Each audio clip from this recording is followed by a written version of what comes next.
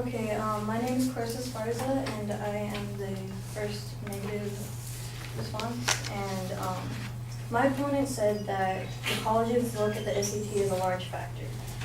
However, they just look at it as one of the, like as she said, was one of the pieces that contribute to choosing an applicant.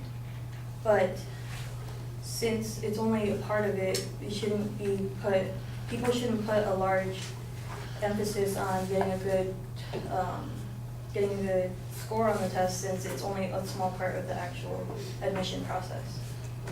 And my opponent also said that since the pressure on the exam causes people to overthink, that they don't end up getting the grades that they think they deserve, or the score I mean. But since the pressure is on them for taking the exam, they're able to take the test again, so it would alleviate some of the pressure since they already know what they're getting themselves into. And my opponent also said that it is not an adequate intelligence test. However, the SAT wasn't made to be an intelligence test like an IQ test would be. It's actually, it was made to show how adequately students are prepared to attend college and to take college courses. And according to an article written on the Duke website, it stated that the SAT 1 measures verbal and mathematical skills that are important for college success, such as it furnishes colleges with a relatively easy and inexpensive way to acquire information about students' abilities in these areas. Colleges also respect the SAT 1 because it provides a yardstick with which to compare applicants from different high schools and communities. Based on this example alone, it shows that it's not really testing them to see what their intelligence is. It's testing them to see if they're ready to take college courses and if they're able to handle all the workload. And since my opponent says that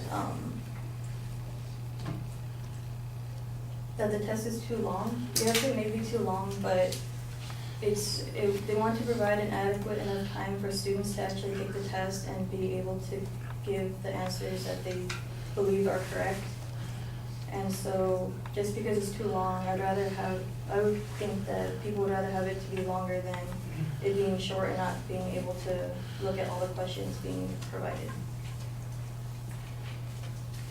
And about the test being too expensive, they do offer the fee waivers also, but going to college alone is already a big expense that you're going to be paying, but it's more like an investment because you're ensuring a better future for yourself. So just because the money was coming out of pocket, it doesn't mean that they couldn't find other ways of paying for it.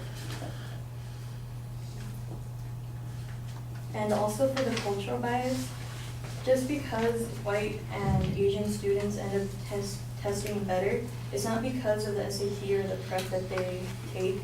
It's more of the education that they receive. Not every single person gets the same education as another person.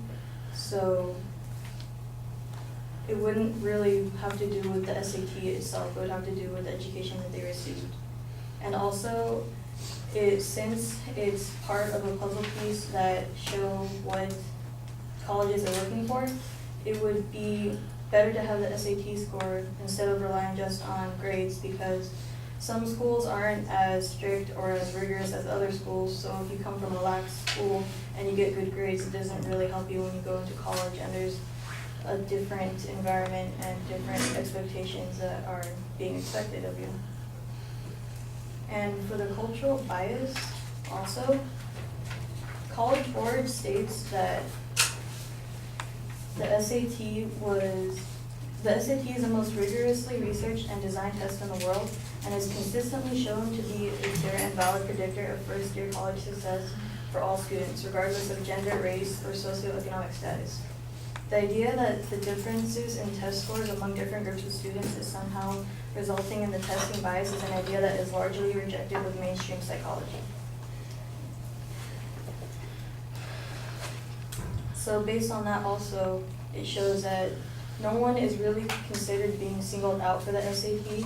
It's just a mere coincidence, I guess, that one group would test better than the other group, but that has nothing to do with the SAT. It's how they prepare for it and how they are educated.